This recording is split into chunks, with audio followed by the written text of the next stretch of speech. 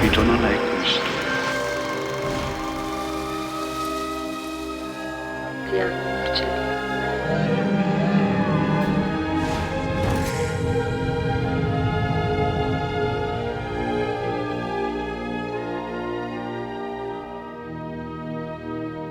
Hello, I'm Martin Scorsese.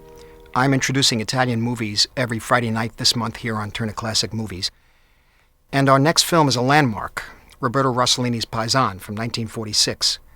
Certainly one of the central films of the Italian neorealist movement. It seems completely objective in its style, almost scientific, but it has an incredible emotional force. Rossellini's technique, his approach to the material, seems invisible. It's as if the director isn't doing anything but letting the camera run. But somehow this absence of technique amounts to one of the greatest uses of technique, of style, by a director that I've ever seen. Paisan tells the story of the liberation of Italy from German occupation in the closing years of World War II. There are 6 separate episodes. Each is introduced with maps and newsreel footage following the Allied troops from their invasion of Sicily and moving north through the boot of Italy. Now, each story reflects on the delicate but always deepening bonds between the Italian people and the soldiers who mean to help them.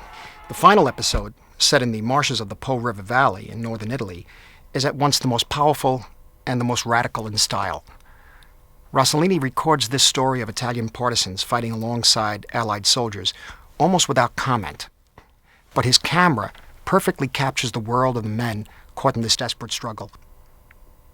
It never peers above the reeds that provide their only refuge from the German guns. The French critic André Bazin said this technique gave the audience the exact equivalent of the inner feelings of these men. They live between the sky and the water. Their lives could depend on the tiniest shift of an angle, but the camera never leaves that plane. It could hardly be more simple or more effective. One of my favorite films, Roberto Rossellini's Paisan.